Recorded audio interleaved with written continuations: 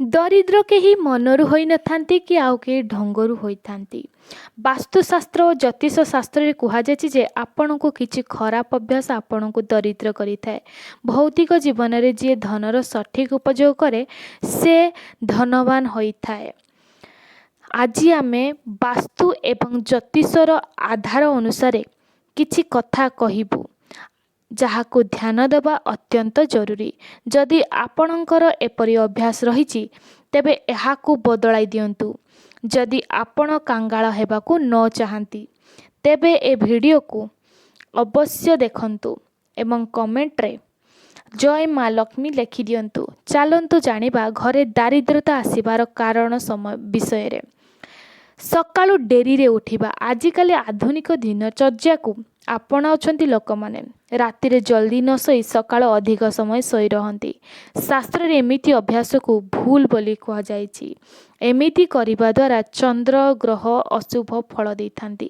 ଏପରି ଦ୍ୱାରା ମାନସିକ ଅଶାନ୍ତି ଓ ସ୍ୱାସ୍ଥ୍ୟ ସମ୍ବନ୍ଧିତ ସମସ୍ୟା ଦେଖାଯାଏ। ସକାଳେ ଜଲ୍ଦି ଉଠିବା ଦ୍ୱାରା ମନୁଷ୍ୟ ଦିମାଗରେ ନୂଆ ନୂଆ ବିଚାର ଆସିଥାଏ ଯାହା ଆଗକୁ ବଢ଼ିବାରେ ସାହାଯ୍ୟ କରିଥାଏ। ଗରୁଡ଼ ପୁରାଣ ଅନୁସାରେ ଯେଉଁ ବ୍ୟକ୍ତି ଡେରିରେ ଉଠିଥାଏ ସେ ଯେତେ ରୋଜଗାର କଲେ ମଧ୍ୟ ସବୁ ଧନର ଅଭାବ ଲାଗି ରହିଥାଏ। ଆପଣ ସେଜ ଉପରେ ବସି ଖାଇବା ବନ୍ଦ କରନ୍ତୁ। କେତେ ଲୋକଙ୍କର ଅଭ୍ୟାସ ଥାଏ କି ସକାଳ ଓ ସନ୍ଧ୍ୟାରେ ଯେତେବେଳେ ସେଜ ଉପରେ ବସି ଖାଦ୍ୟ ଖାଇଥାନ୍ତି। କ'ଣ ଆପଣଙ୍କୁ ଜଣାଅଛି ଏମିତି କରିବା ଦ୍ୱାରା ଲକ୍ଷ୍ମୀ ମା ରାଗିଥାନ୍ତି ଯାହାଦ୍ୱାରା ଆପଣଙ୍କ ଘରେ ଦାରିଦ୍ରତା ଆସିଥାଏ। ଖାଲି ବାଲ୍ଟି। ବାଥରୁମରେ ଖାଲି ବାଲ୍ଟି ରଖିବା ଦ୍ୱାରା ନକାରାତ୍ମକ ଉର୍ଜା ବାସ କରିଥାଏ। ଯଦି ବାଲ୍ଟିରେ ପାଣି ନ ରଖୁଛନ୍ତି ତେବେ ଖାଲି ମଧ୍ୟ ରଖନ୍ତୁ ନାହିଁ, ବାଲ୍ଟିକୁ ଉଲଟାଇ ଦିଅନ୍ତୁ। ଅଇଁଠା ବାସନ। କେବେ ବି ରାତିରେ ଅଇଁଠା ବାସନ ରୋଷେଇ ଘରେ ରଖନ୍ତୁନି। ରୋଷେଇ ଘରେ ଅଇଁଠା ବାସନ ରଖିଲେ ରୋଷେଇ ଘର ଅପରିଷ୍କାର ହୋଇଥାଏ। ଏମିତି କରିବା ଦ୍ୱାରା ମା ଲକ୍ଷ୍ମୀ ରାଗନ୍ତି। ଏଦ୍ୱାରା ବ୍ୟକ୍ତି କାଙ୍ଗାଳ ହୋଇଯାଏ। ଯେତେ ବି ପରିଶ୍ରମ କଲେ ଧନ କେବେ ବି ଅଣ୍ଟିବନି। ଘୋଷାଡ଼ି ଘୋଷାଡ଼ି ଚାଲିବା। ଏମିତି କରିବା ଦ୍ୱାରା କେତେ ଲୋକ ଏମିତି ହୋଇଥାନ୍ତି ଯେଉଁମାନେ ଚାଲିଲା ବେଳେ ଗୋଡ଼ ଘୋଷାଡ଼ି ଘୋଷାଡ଼ି ଚାଲନ୍ତି। ଜ୍ୟୋତିଷ ଶାସ୍ତ୍ରରେ କୁହାଯାଇଛି ବ୍ୟକ୍ତିର ଏମିତି ଅଭ୍ୟାସ ଭୁଲ ଅଟେ।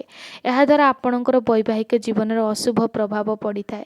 ଏହା ସହିତ ବହୁତ ଦୁଃଖର ସାମ୍ନା କରିବାକୁ ପଡ଼ିଥାଏ। ଘୋର ଦାରିଦ୍ରତା ବାସ କରିଥାଏ। ମହିଳାମାନଙ୍କର ଅସମ୍ମାନ। ଚାଣକ୍ୟ ନୀତି ଅନୁସାରେ କେଉଁ ଲୋକ ମହିଳାଙ୍କୁ ଅପମାନ କରିଥାଏ ଓ ନିଜ ସ୍ତ୍ରୀକୁ ସମ୍ମାନ ଦେଇନଥାଏ ସେହି ଘରେ ମା ଲକ୍ଷ୍ମୀ କେବେ ବି ରହିନଥାନ୍ତି। ଯଦି ଆପଣ ଚାହୁଁଛନ୍ତି ଆପଣଙ୍କ ପାଖରେ ପଇସା ଟିକେ ରହୁ ତେବେ ମହିଳାମାନଙ୍କୁ ସମ୍ମାନ ଦିଅନ୍ତୁ। ଯେଉଁ ଘରେ ସ୍ତ୍ରୀମାନଙ୍କର ପ୍ରସନ୍ନତା ନଥାଏ ସେହି ଘରେ ସ୍ତ୍ରୀମାନଙ୍କୁ ସବୁବେଳେ କଥାରେ ଖରାପ କଥା କୁହାଯାଏ, ଦୁଃଖ ଦିଆଯାଏ। ସେ ଘର କେବେ ଦୁଃଖର କମ୍ ହୁଏନି କି ପଇସା ପାଖକୁ ଆସେ ନାହିଁ। ନଳରୁ ପାଣି ବହିବା। ଘରେ ନଳରୁ ପାଣି ଯଦି ବହୁଛି ସୁଖ ସମୃଦ୍ଧି ରାସ୍ତାରେ ବାଧା ସୃଷ୍ଟି କରେ।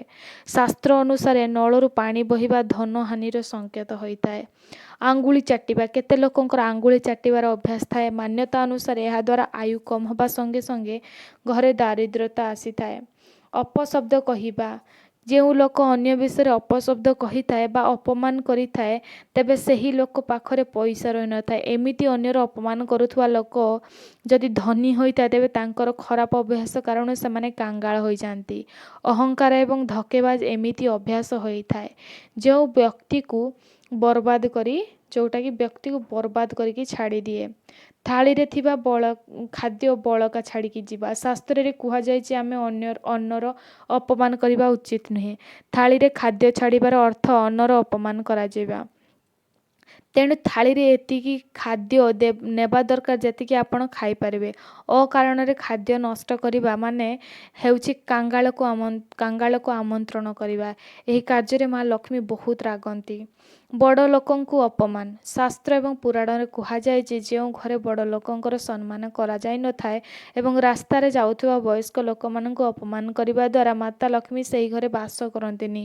ଏହା ସହିତ ବଡ଼ ଲୋକମାନଙ୍କୁ ଘରର ଗୁରୁ ସ୍ୱରୂପ ମନାଯାଇଥାଏ। ସେହି ଘରେ ଭଗବାନ ବିଷ୍ଣୁ ବାସ କରିଥାନ୍ତି। ବଡ଼ ଲୋକଙ୍କୁ ସମ୍ମାନ କରିବା ଦ୍ୱାରା ଦେବୀ ଦେବତା ଖୁସି ହୁଅନ୍ତି।